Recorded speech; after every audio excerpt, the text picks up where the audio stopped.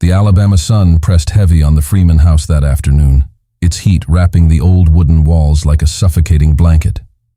Inside, the air was still, quiet except for the faint ticking of a wall clock that hadn't been wound in years.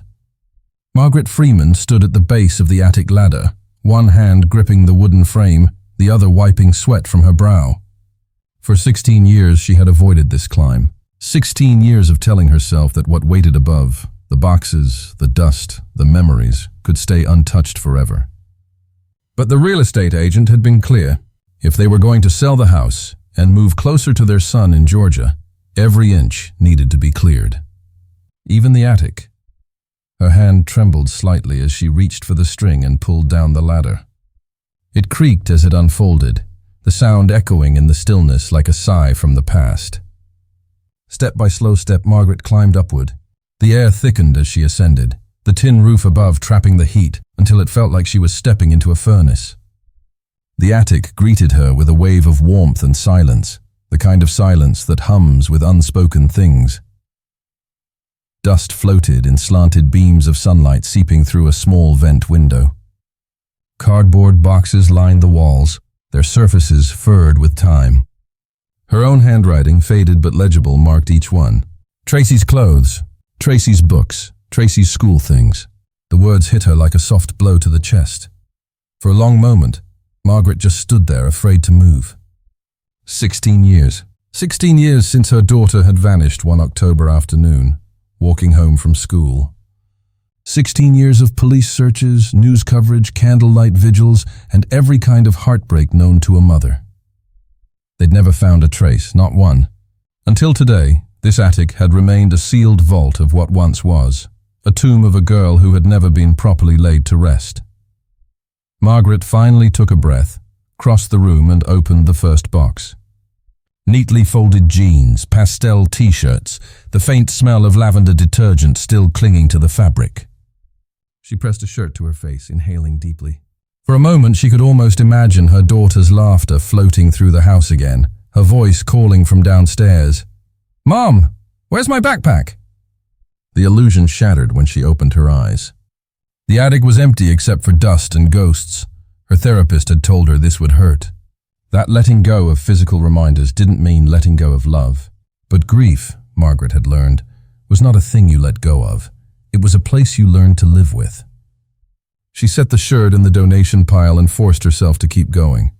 The second box was filled with childhood treasures, stuffed animals, a small porcelain horse collection, a jewelry box that played a broken tune when she wound it. Each item was a story, frozen mid-sentence. Margaret worked methodically: keep, donate, discard. The keep pile stayed heartbreakingly small. Then she opened the third box.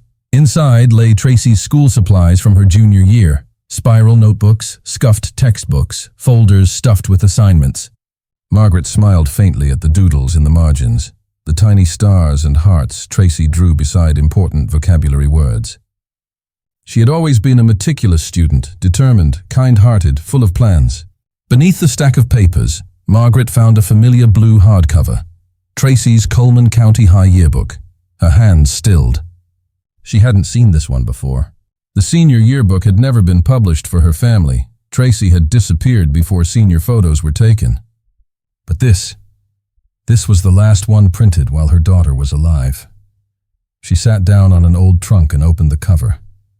The smell of old paper filled the room, faintly sweet and decayed. As she turned the pages, a wave of nostalgia and sorrow washed over her.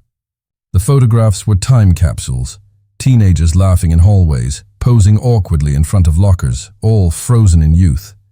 Somewhere among them was her daughter, and there she was. Tracy Freeman, 16, smiling bright and open, a girl with her whole future in front of her. Margaret traced the printed image with her finger. For a moment her throat closed. How could a smile on a page still feel alive when the girl behind it was gone? Her eyes drifted to the photo beside Tracy's, Marcus Webb. She remembered him vaguely, one of Tracy's classmates. Quiet, polite, had been to the house once for a group project. She hadn't thought of him in years. Margaret kept flipping through the pages, landing on the back section where students had written their farewell notes. Familiar names filled the margins: Denise, Lauren, Crystal, all promising to stay friends forever. Then, tucked in the corner of one page, a longer note caught her eye. It was written in careful, deliberate handwriting she didn't recognize. "You promised you'd keep this between us. I know you're scared, but you don't have to be. I'd never hurt you. You mean more to me than anyone ever has. Please don't shut me out. We can figure this out together. I'll wait for you. Always. M." Margaret read it twice. Then a third time. Her heart pounded in her ears. The note's tone was intimate, almost desperate. But Tracy had been dating David Sullivan that year, a sweet boy, respectful, the kind any mother would approve of. And his handwriting didn't look like this. Who was M? And what secret had Tracy promised to keep? Margaret rose quickly, gripping the yearbook to her chest. The attic seemed to close in around her, the air heavy and electric. For the first time in years, something flickered inside her, something she hadn't allowed herself to feel. Not grief, not anger, hope. She climbed down the attic stairs, calling out for her husband. James appeared in the doorway, wiping grease from his hands. "What's wrong?" She thrust the book toward him. "Read this." He scanned the note, his brow furrowing deeper with each line. "You ever heard her mention anyone with an M?" she asked. He shook his head slowly. "No, not once. This wasn't David, I know his writing. This is someone else, someone she cared about." They stood there silent, the weight of the revelation between them. After 16 years of nothing, of unanswered prayers and closed doors, they suddenly had a thread, a single, fragile thread leading back into the dark. James looked up, his voice low. "We should call Detective Morrison." Margaret nodded, heart pounding. "We're not done looking, James. Not yet." For the first time since 1994, she felt it. The faint, trembling possibility that her daughter's story wasn't over, that somewhere inside this mystery, the truth had been waiting, buried not underground, but between the pages of a forgotten yearbook, and Margaret Freeman was ready to dig it up.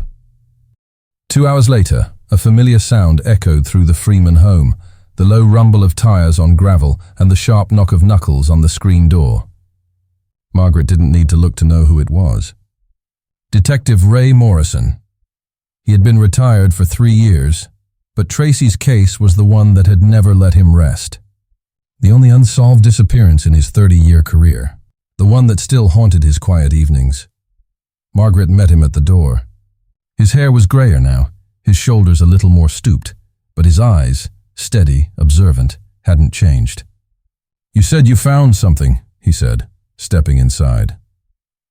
They sat at the kitchen table where he'd sat so many times before, back when the search for Tracy was still fresh and desperate. Margaret placed the yearbook in front of him, open to the message. Morrison slipped on his glasses, leaned forward, and read in silence. The room was still except for the faint buzz of cicadas outside. When he finally spoke, his voice was low. "You've never seen this before?" Margaret shook her head. "We packed our things too quickly. I couldn't look at them." "I didn't want to," he nodded, understanding that kind of pain. He'd seen it in too many mothers' eyes. "The initial M," he murmured, tapping the page with one finger. "Could be anyone. Did she know a Michael, a Matthew, maybe a Mark?" James answered from the doorway. "Not that we remember. We knew all her close friends. None with an M," Margaret hesitated. "There was a boy. Marcus Webb. He's right next to her in the yearbook." Morrison's brow lifted slightly. "Marcus Webb, yes. I remember that name. Questioned him back in '94. Said he barely knew her. Had an alibi confirmed by his boss and parents." Margaret leaned forward, her voice tight. What if he lied? What if there was something between them he didn't want people to know? The detective studied the note again, the weight of years in his expression. "It's worth checking." He flipped the yearbook closed with deliberate care. "Do you know where Marcus is now?" "No," James said. "Most of her classmates moved on, scattered across the country. We lost touch after everything." "There's someone who might know," Margaret said quietly. "Denise Patterson, Tracy's best friend back then. She still lives in Coleman, works at the library downtown." Morrison glanced up, his decision already made. "Let's pay her a visit. If there's something she didn't tell us back then, we need to hear it now." 20 minutes later, the three of them pulled into the small parking lot of the Coleman Public Library. The building looked unchanged, red brick, white columns, the faint scent of old paper drifting from its open doors. Margaret hadn't been inside since Tracy's childhood, when her daughter used to sit cross-legged in the children's section, devouring books about animals and science. Inside, the air conditioning wrapped around them like a cool sigh. Rows of shelves stretched before them, and behind one stood a woman with auburn hair tied back, sliding books into place. When she looked up and saw Margaret, the color drained from her face. "Mrs. Freeman." Her voice trembled. I didn't expect to see you. "It's been a long time," Margaret said softly. "Can we talk?" Denise glanced around the room, nervous. "Of course. Let's go somewhere private." She led them to a small study room tucked behind the reference section. The hum of the air conditioner filled the silence as they sat. Morrison introduced himself, though Denise clearly remembered him. He opened his notebook. "We found something new, a message in Tracy's yearbook. It suggests she was close to someone named Marcus Webb. Do you know anything about that?" For a moment, Denise said nothing. Her hands twisted in her lap, knuckles white. Then she exhaled, voice cracking. "I should have told you years ago." Margaret's pulse quickened. "Told us what?" Denise looked up, guilt flooding her face. "Tracy and Marcus were seeing each other, secretly. It started in junior year." The words hit like a shockwave. Morrison leaned forward slightly. "Why secretly?" Denise swallowed hard. "Because Marcus made her promise. He told her no one would understand, that people would judge him because of rumors from his old school in Montgomery. There were stories that he'd been asked to leave because of something that happened with another girl. Something inappropriate. He swore they were lies. Tracy wanted to believe him. She always believed the best in people." Margaret's voice was barely a whisper. "He manipulated her." Denise nodded, tears spilling down her cheeks. "At first he was charming, protective, but by senior year he was possessive. He'd show up places uninvited, check who she was with, get jealous over everything. Tracy told me she wanted to end it. She started dating David Sullivan to make that clear, but Marcus didn't take it well. He called her, left notes, said she was betraying him. The message in that yearbook, that sounds exactly like him." Morrison's pen moved across the page. "Did you tell anyone in 1994? "I didn't," Denise whispered. "Marcus came to my house the day after Tracy disappeared. He was crying, begging me not to tell the police about them. Said they'd think he did it, that he'd be ruined again. I believed him. I was 17. I thought I was protecting him." Margaret's hands clenched. "You were protecting the wrong person." "I know," Denise's voice cracked. "He left town right after graduation. Moved to North Carolina. I told myself it was coincidence, but deep down I knew something was wrong." Margaret leaned across the table, her tone softening despite the storm in her chest. "You were young. He manipulated you too, but you're telling the truth now, and that matters." Morrison closed his notebook, his expression grim. "Do you know where Marcus's family is now?" "His mother still lives here," Denise said, wiping her tears. "Out on County Road 12. I've seen her at the grocery store." The detective stood, his decision immediate. "That's where we'll start." As they walked back toward the library doors, Margaret's thoughts swirled in a dizzying mix of anger, fear, and resolve. 16 years of silence, and now the pieces were shifting, the picture coming into focus. Outside, the air was heavy and still. She looked at Morrison, her voice trembling but firm. "We need to find Marcus Webb," the detective nodded. "We will, but Margaret, I need to be honest. Even if he's guilty, finding proof after 16 years won't be easy. Evidence fades. Memories get cloudy." Margaret met his gaze. "I don't care how hard it is. I've lived with not knowing for too long. If Marcus had anything to do with Tracy's disappearance, I want the truth, no matter how late it comes." They drove through Coleman's narrow streets, the evening sun sliding low, painting the town in gold and rust. Margaret stared out the window, passing the same houses and storefronts she'd seen all her life. Now each one seemed to whisper the same question she'd been asking for 16 years. Where was Tracy that night? And what did Marcus Webb know? By morning, the small town of Coleman felt heavier than usual, as if the weight of what had been unearthed was pressing down on everyone who remembered that autumn of 1994. Margaret barely slept. Every time she closed her eyes, She saw the name in looping handwriting, M, echoing like a whisper through time. Detective Morrison was already waiting outside when she stepped onto the porch, coffee mug trembling in her hand. He was leaning against his weathered Chevy pickup, a file folder tucked under his arm.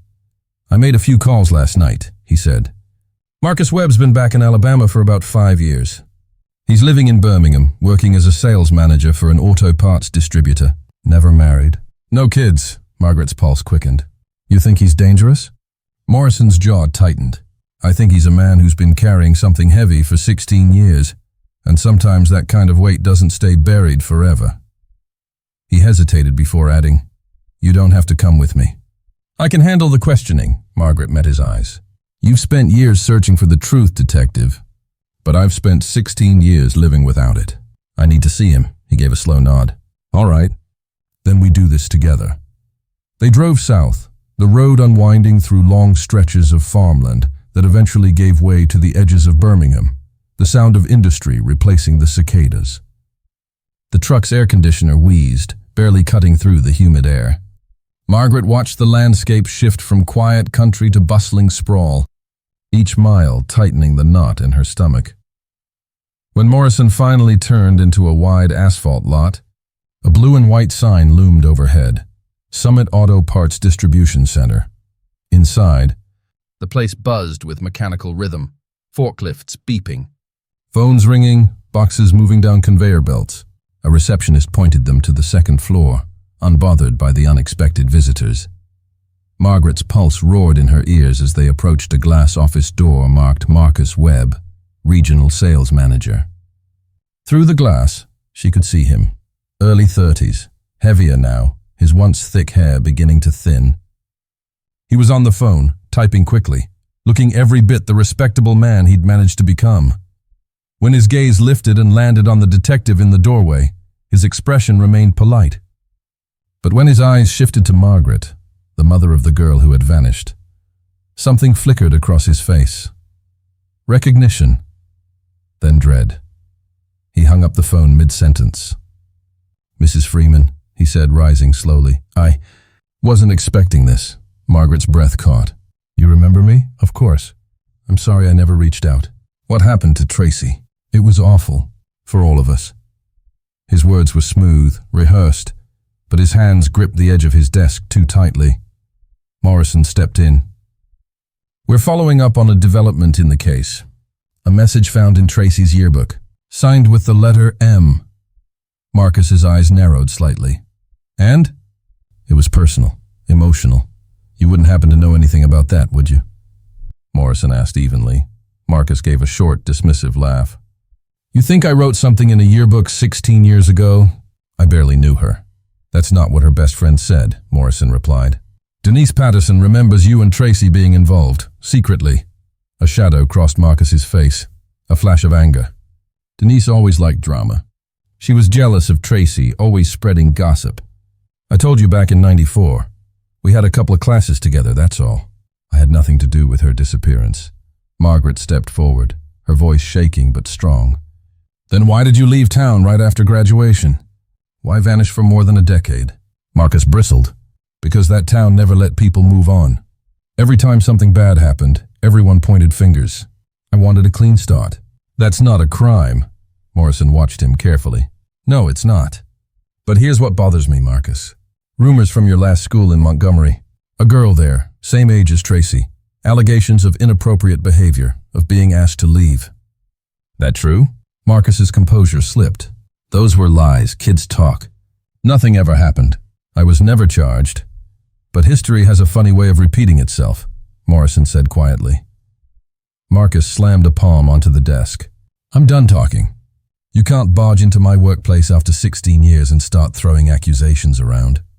Margaret's voice softened, almost pleading. "We're not accusing you.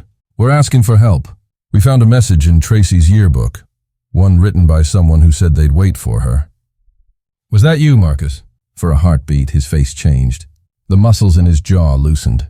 His eyes, once hard, softened, almost mournful. Then the wall slammed back into place. "I don't know what you're talking about," he said. "You need to leave, now." He yanked open a drawer and pulled out a business card, tossing it toward Morrison. "If you want to talk again, do it through my lawyer." Neither moved. The tension in the room was suffocating. Finally, Morrison nodded once and turned toward the door. Margaret lingered, her voice quiet. If you cared about her, even once, you'd want her found. Marcus didn't look up. "Goodbye, Mrs. Freeman." Out in the parking lot, the late afternoon sun blazed against the asphalt. Morrison leaned on the truck, letting out a long breath. "He's hiding something." Margaret's reply was immediate. "I saw his hands shake." "He's scared," the detective nodded slowly. "Scared people make mistakes. Maybe he already has." As they pulled out of the lot, the hum of tires filled the silence. Margaret's mind replayed every flicker of Marcus's expression, the guarded tone, the flash of panic when the yearbook came up, the anger too quick to surface. Then, just as they merged onto the highway heading north, Margaret noticed something in the side mirror. A dark blue sedan, the same make and color as Marcus's company car, was following a few lengths back. "Detective," she said quietly. "That car's been behind us since we left." Morrison checked his rearview mirror. Could be coincidence, but his tone said otherwise. He took the next exit, a random turn toward a small town called Good Hope. The sedan followed. "That's not coincidence," Margaret whispered. Morrison's jaw set. "No, it isn't." He pulled into a gas station, pretending to check his tires. The sedan rolled past slowly. The driver's face was clear through the windshield. Marcus Webb. For a moment, their eyes locked. Marcus's expression was cold, calculating, but beneath that, unmistakable fear. When the sedan accelerated away, Morrison raised his phone and snapped a quick photo of the license plate. "He's either trying to scare us," he said, "or he's trying to get somewhere before we do." Margaret's pulse pounded. "Should we follow him?" "Not too close," Morrison said, pulling back onto the road. "Let's see where he goes." They trailed the blue sedan through winding rural roads, pine trees closing in on both sides. The town fell away behind them, replaced by dirt paths and empty fields. Then, suddenly, Marcus turned onto an unmarked gravel road that disappeared into the woods. Morrison slowed, driving past before pulling over. "That road leads to some old hunting cabins," he said. "Most of them abandoned years ago." Margaret's heart raced. "Then what's he doing there?" "That's what we're about to find out." He reached into the glove compartment, pulled out binoculars, and checked the revolver holstered at his side. "I'm going," Margaret said, already unbuckling her seatbelt. "Maggie, no." "It's not safe," she met his gaze, eyes blazing. "It hasn't been safe for 16 years. I'm not sitting in the truck." Morrison hesitated, then nodded. "Stay close." They stepped out into the humid Alabama air and started down the dirt road, keeping to the tree line. The late afternoon light slanted through the pines, thick and gold. Every step crunched softly on dried leaves. After 10 minutes of walking, they saw it. The dark blue sedan parked outside a small cabin at the edge of a clearing. The structure looked almost new compared to the others nearby. Fresh paint, new roof, propane tank outside.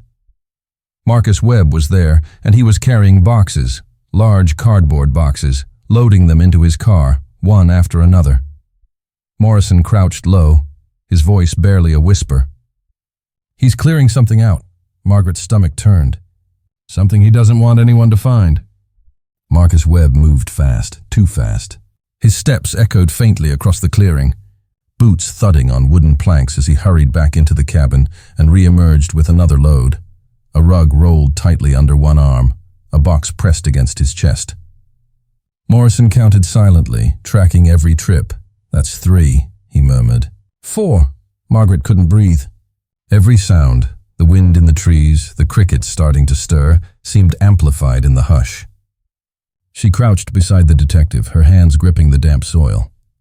Marcus placed the last box in the trunk of his sedan, closed it carefully and stood still for a moment, scanning the woods as if sensing eyes on him. Margaret froze, her heart hammering. Then without a word, he climbed into the car, started the engine, and drove off, tires crunching against gravel, until the sound faded into the distance. Morrison waited another full minute before standing. "Let's move," he said quietly. They stepped into the clearing, the air thick with humidity and the faint smell of gasoline. Up close, the cabin looked even more out of place. Newer siding, clean windows, a satellite dish on the roof. Someone had been maintaining it. Morrison tested the doorknob. It turned easily. Unlocked. Inside, the cabin was eerily empty. Dust motes swirled in the light filtering through the curtained window. But beneath the surface stillness, signs of recent activity were everywhere. Faint drag marks across the floor where furniture had stood. Patches of freshly wiped wood gleaming under the dull light. The smell hit next. Bleach. Strong, acrid, unmistakable. Margaret pressed a hand to her mouth. "He was cleaning," she whispered. Morrison nodded, eyes scanning every detail. And fast. He took out his phone and began snapping photos. The scuff marks, the bare shelves, the half-empty bottle of cleaner left on the counter. A small rug was rolled up against the wall, leaving a dark stain on the floorboards beneath. "This place isn't abandoned," Morrison said. "He's been using it." Margaret drifted toward the far wall, her gaze catching on something etched into the wood near the floor. At first she thought it was random scratching, until she crouched down and saw the shape clearly. A heart. Carved with a knife. Inside it, the initials MW plus TF. Her breath caught in her throat. "Oh God."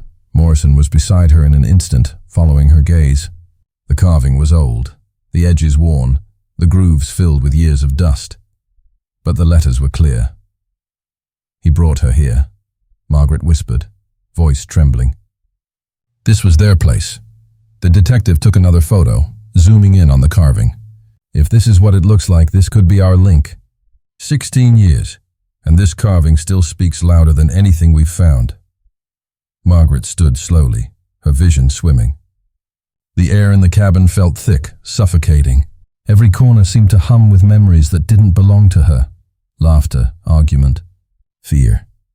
She turned toward the back of the room and froze. Something small caught her eye near the wall, just above the floorboards. A tiny shred of fabric, caught on a rusty nail. It was blue denim, faded but still clinging to color, and embroidered in one corner was a tiny stitched flower, yellow and purple thread, delicate, imperfect. Margaret's knees gave out. She pressed her hand against the wall to steady herself. "That's from her jacket." Morrison looked closer, his face tightening. "You're sure?" "I made those flowers with her. One Sunday afternoon. She wanted it to be unique. She wore that jacket the day she disappeared." The detective carefully pulled a small evidence bag from his jacket pocket, sliding the fabric inside. "Then this is it," he said. "Our first real piece of physical evidence." Margaret's chest heaved as the reality settled over her. After all the years of emptiness, all the false leads and cold nights of wondering, here, in this quiet, forgotten cabin, was proof that her daughter had been here. That this wasn't just imagination or memory. She was here, she whispered again, more to herself than to him. "He brought her here, and he kept this place all these years." Morrison placed a steadying hand on her shoulder. "We need to call the sheriff's department right now." They stepped outside into the waning light. The woods had grown darker, the cicadas louder. Morrison dialed quickly, his tone clipped and urgent. Within minutes, he'd relayed the situation to Detective Sarah Chen, the new lead on cold cases since his retirement. She was already en route with a team. Margaret stood beside the truck, staring back at the cabin. The air smelled of bleach and pine and something deeper, an old buried sadness that clung to the place like fog. "He's been coming here," she said softly. "All this time. 16 years and he never let go." Morrison nodded grimly. He was keeping a secret, and today he realized that secret's about to break open. When the flashing red and blue lights finally flickered through the trees, the scene transformed. Quiet woods erupting into movement. Deputies taped off the area, crime scene investigators unpacked their kits, and flashbulbs popped in rhythmic bursts. The night air filled with the hum of radios and the crunch of boots on gravel. Detective Sarah Chen arrived moments later, tall, composed, sharp-eyed. She shook Morrison's hand, then turned to Margaret with a sympathetic nod. "Mrs. Freeman, I'm so sorry you have to relive this." Margaret managed a faint smile. "I just want the truth." Chen walked them through the process, documenting every inch of the cabin, collecting samples, photographing the carving and the fabric. The scent of bleach was still strong, so strong that investigators wore masks. He tried to clean it, Chen said quietly. Whatever he was hiding, he wanted it gone. Then we're close, Morrison replied. He's panicking, Chen nodded. We've already issued a bolo for his vehicle. If he's still in Alabama, we'll find him. Margaret's gaze drifted to the dark road leading back into the trees. He won't stop running, she said softly. Not until he's caught. The hours passed in a blur of flashing lights and murmured orders. Margaret sat in Morrison's truck, watching from a distance as investigators carried evidence bags out of the cabin. Every zip of a camera shutter made her flinch. Finally, as darkness settled fully, Chen returned to them. We found several indicators of recent activity: cleaning supplies, packaging materials, tire impressions matching a late-model blue sedan, and of course the carving and fabric. But we'll need more before we can make an arrest. Margaret shook her head. He's out there right now destroying whatever he took in those boxes. We're doing everything we can, Chen assured her. Highway patrol's on alert. Just then, a deputy hurried over, speaking quickly into Chen's ear. She turned, her face tightening. A blue sedan was spotted heading north on Highway 31 near Warrior. 2 units in pursuit, Morrison straightened immediately. We're going after him. Chen hesitated, then nodded. Follow my lead, but stay behind law enforcement. Margaret's hands trembled as she climbed back into the truck. The woods fell behind them, replaced by the hum of the open highway. Red and blue lights flickered faintly ahead in the distance. The beginning of a chase 16 years in the making.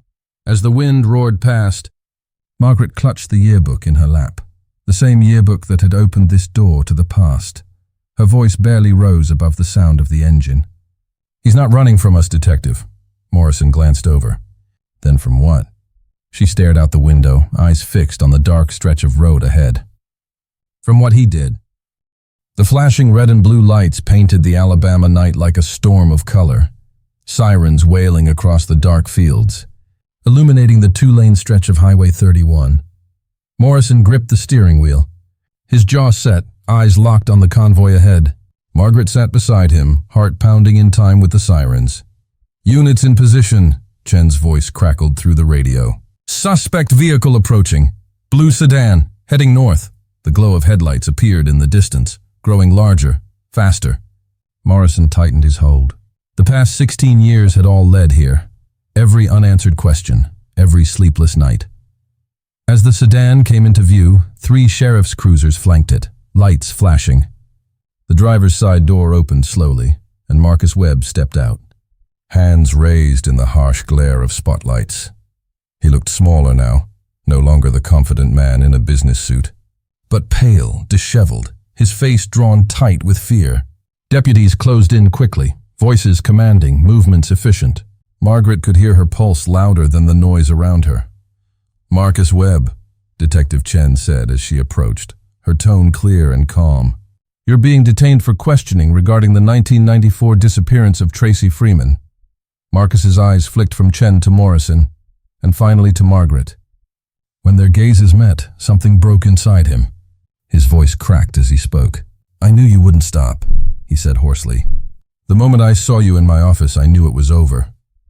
Margaret stepped closer, stopping only when 2 deputies held up a hand to keep her back. Her voice shook.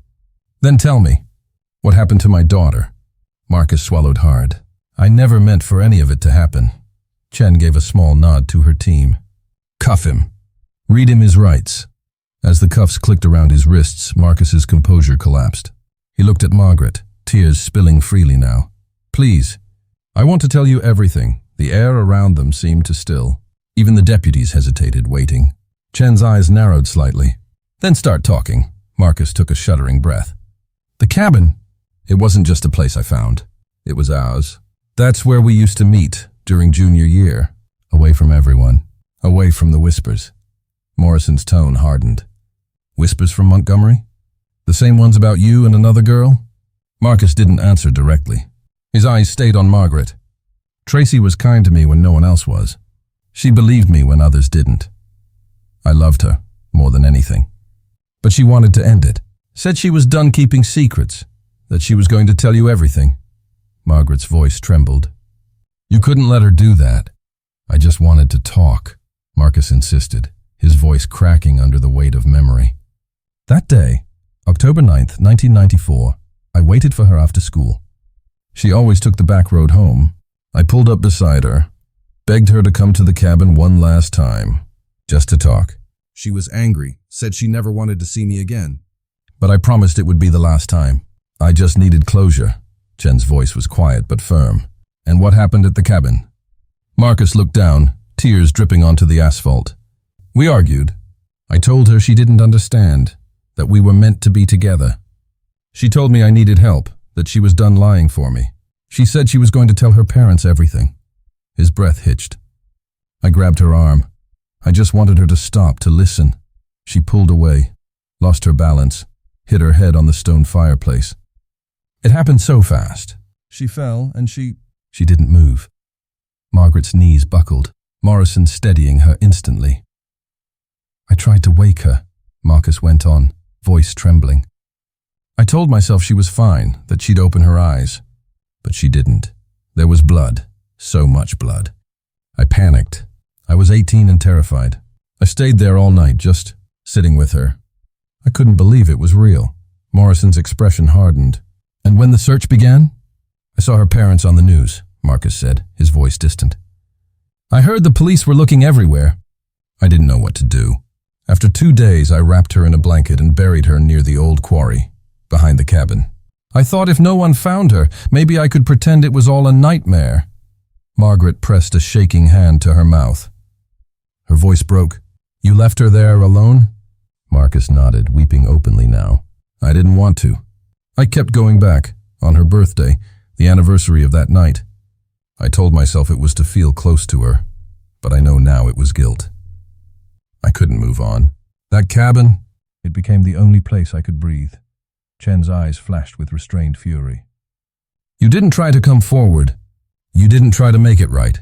You let her parents suffer for 16 years. I know, Marcus whispered. I told myself it was an accident, that it didn't make me a monster. But it did. I am. Margaret stepped closer, the deputies letting her pass this time. You said you loved her, she said, tears streaking her face. But love doesn't hide. Love doesn't take. Love doesn't bury someone and walk away. Marcus lowered his head. You're right. I deserve whatever comes next. Chen gestured to her deputies. We're taking him in.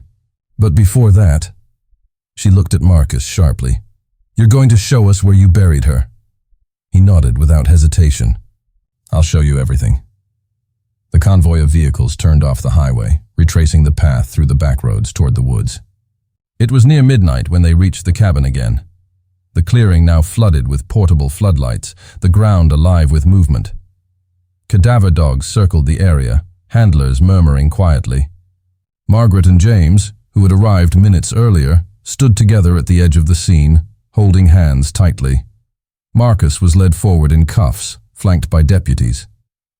He pointed past the tree line, toward a narrow trail that sloped down toward the quarry.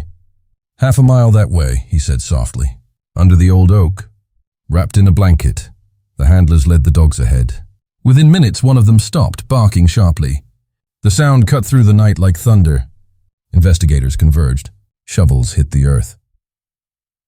Morrison stood beside Margaret, his face grim, his eyes glassy with the weight of what they were about to confirm. He didn't speak, just stood as the excavation began. When Detective Chen finally approached them, her flashlight beam steady but her expression heavy, Margaret already knew. We found remains consistent with a teenage female, Chen said quietly. We'll need dental records to confirm, but based on location in the confession. She paused. We believe we've found Tracy. Margaret's knees gave out completely. James caught her, pulling her into his arms. A cry tore from her chest, not sharp but low, deep. A sound of years collapsing into one single, unbearable moment. After 16 years of waiting, of searching, of wondering, the question that had haunted every breath she took was finally answered. But the answer hurt more than any silence ever had. Morrison removed his hat, head bowed. The floodlights cast long shadows across the clearing, and for the first time since that October night, the forest wasn't silent anymore. It was bearing witness. The morning light over Coleman, Alabama felt different. Softer, muted. Like the town itself was exhaling after holding its breath for 16 long years. The news had already spread before the sun rose. In every diner, gas station, and church, people whispered the same words. They found Tracy Freeman. Margaret sat on her porch, wrapped in a blanket despite the warmth. The hum of cicadas carried through the air, mingling with the faint scent of rain from the night before. The yard looked the same as always, but nothing felt familiar anymore. Her daughter's case had finally broken open. The truth unearthed, the lies exposed, and yet, instead of relief, there was an aching quiet that pressed into her chest. A car door shut gently out front. Detective Morrison approached the steps, hat in hand. His face looked older now, lined not by age but by the kind of sorrow that lingers after closure comes too late. DNA results came in early this morning, he said softly. It's her, Margaret. It's Tracy. Margaret's lips trembled. She'd known it already. In her bones, in her heart. But hearing it aloud made it real. Thank you, she whispered. They're charging Marcus Webb with second-degree murder, Morrison continued. Given his confession, his lawyer's pushing for a plea. No trial, just sentencing. Margaret's gaze drifted out toward the road. 16 years of pretending he could live with what he did. Now he'll finally face it, Morrison nodded. He will. But I want you to know something. We wouldn't have found her without you. You're the reason this case isn't cold anymore, she gave a faint, tired smile. I just found a yearbook, Detective. You did the rest, he shook his head. You found the courage to open it. That's more than most could have done. The courthouse in Birmingham was quiet that morning. Inside, the courtroom was filled with a few reporters, law enforcement officials, and the Freemans seated together in the first row. The wooden pews creaked as people settled, waiting for the hearing to begin. Marcus Webb entered in a gray jumpsuit, wrists shackled, head bowed. He didn't look up as he was led to the defense table. The confident man from the auto parts office was gone. In his place was someone hollowed out by guilt. When the judge entered, the room fell silent. The clerk read the charges: second-degree murder, obstruction of justice, and tampering with evidence. Marcus's voice wavered as he responded, "Guilty, Your Honor." Margaret stared at him, her heart a storm of rage and pity. She wanted to hate him, truly, fully hate him. But part of her only saw the brokenness of someone who had stolen everything and been left with nothing. The judge's tone was firm. Given your confession and the evidence presented, the court sentences you to 25 years to life. There was no sound but the shuffle of papers, the clank of metal as the deputies led Marcus away. As he passed Margaret's row, he stopped, just for a moment, and looked at her. His lips trembled. "I'm sorry," he whispered. She didn't speak. She couldn't. Her silence was the only answer she had left. When he was gone, the courtroom felt heavier somehow, as if the walls themselves held the weight of every year that had been lost. The days that followed blurred together. Interviews, news reports, visits from people she hadn't seen in years. The story spread far beyond Coleman. Headlines read, "Cold case solved after 16 years. Alabama mother finds justice through forgotten yearbook." Reporters called it a miracle. Margaret called it survival. The town came together in a way it hadn't since the day Tracy vanished. Neighbors brought flowers, candles, food she never touched. They stood on her lawn, crying softly, whispering prayers. For the first time, grief didn't feel so lonely. A week later, they held the memorial. The small church on Main Street overflowed with people. The air smelled of lilies and candle wax. Photos of Tracy lined the walls, her bright smile frozen in time, her high school trophies arranged neatly on a table near the altar. Margaret stood before the congregation, her hands trembling around a folded piece of paper. When she spoke, her voice was low but steady. "I used to believe that time would heal everything," she began. "But time doesn't heal what it doesn't touch. What heals is truth, even when it hurts, even when it breaks you." She paused, looking out at familiar faces blurred by tears. Tracy was kind, curious, full of light. She believed the best in people, even those who didn't deserve it. I hope her story reminds us that kindness is never weakness, and love is never wasted, even when it's betrayed. Her voice faltered. I spent 16 years searching for my daughter. Now I'll spend the rest of my life making sure no one else has to wait that long for justice.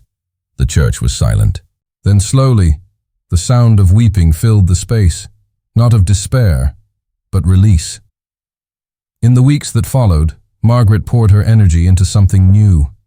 With Morrison's help, she started the Tracy Freeman Foundation, an organization dedicated to supporting families of missing persons in Alabama.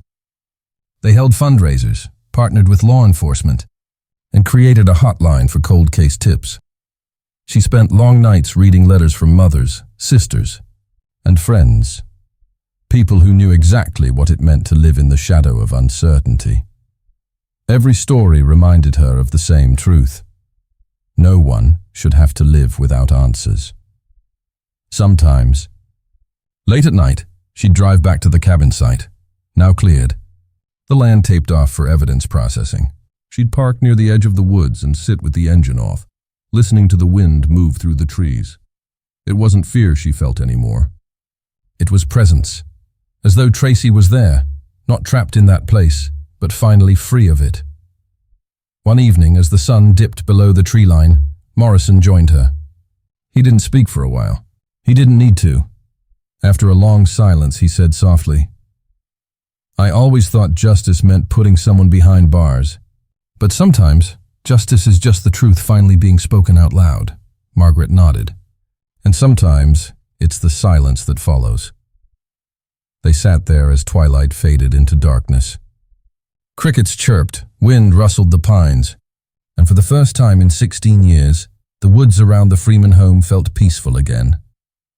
When she finally left that night, Margaret carried something with her. Not the yearbook, not the evidence, but the letter she'd written to Tracy years ago and never sent. She stopped at the small cemetery on County Road 4, where a new gravestone now stood beside her parents. The inscription was simple: Tracy Marie Freeman, 1978-1994, beloved daughter. Finally, home. Margaret knelt beside it, laying a single magnolia bloom across the stone. The letter trembled in her hands as she began to read, voice soft and breaking. Dear Tracy, she whispered. You were my light. You still are. I thought finding you would end the pain, but what I've learned is that love doesn't end. It just changes shape. I'll carry you in every sunrise, in every storm, in every mother's eyes who's still waiting. You're free now, sweetheart. You're home. The wind picked up slightly, lifting the edge of the paper. She pressed it against the stone, watching as the last light of day caught the carved letters of her daughter's name. Then she stood, wiped her tears and smiled, faintly, but real. For the first time in 16 years, the world felt whole again. 1 year later, the Alabama air felt different, lighter somehow, as if the earth itself had finally let go of the weight it had been holding for far too long. Coleman was back to being a quiet southern town. The same diner smells of biscuits and coffee in the morning. The same rhythm of Sunday bells echoing from the old church on Main Street. But for those who'd lived through the story of Tracy Freeman, nothing was ever quite the same again. A new sign stood at the edge of the park near the library. The Tracy Freeman Memorial Garden, dedicated to missing and unheard voices. On the anniversary of Tracy's discovery, dozens gathered beneath the oak trees that shaded the garden. The air shimmered with late summer heat, and the faint sound of wind chimes drifted through the branches. Children played along the cobblestone path that wound past benches engraved with names, not just Tracy's, but others, missing sons, daughters, sisters, brothers, people the world had forgotten until someone refused to stop looking. Margaret stood at the podium, her gray hair gently moving in the breeze. Her voice, when she spoke, carried through the air like a quiet hymn. 1 year ago, I stood on ground that had held my daughter for 16 years, she said. I thought the truth would destroy me. But the truth doesn't destroy. It sets us free. It gives the lost a name, and it gives the living a way forward. She looked down at the faces before her. Families, detectives, volunteers, strangers who had sent letters after the story aired. Some were smiling. Others were crying. All were listening. "I've learned that justice doesn't always come from the courtroom," she continued. "Sometimes it comes from a memory, from a clue that refuses to fade, from a community that refuses to stop caring." Her hand rested gently on the podium. "If you've lost someone, if you're still searching, I want you to know you are not alone." The crowd rose in quiet applause. Behind her, the wind lifted the petals of magnolia flowers that lined the garden's path, scattering them like white confetti across the grass. At the back of the crowd stood Detective Ray Morrison, no longer in uniform.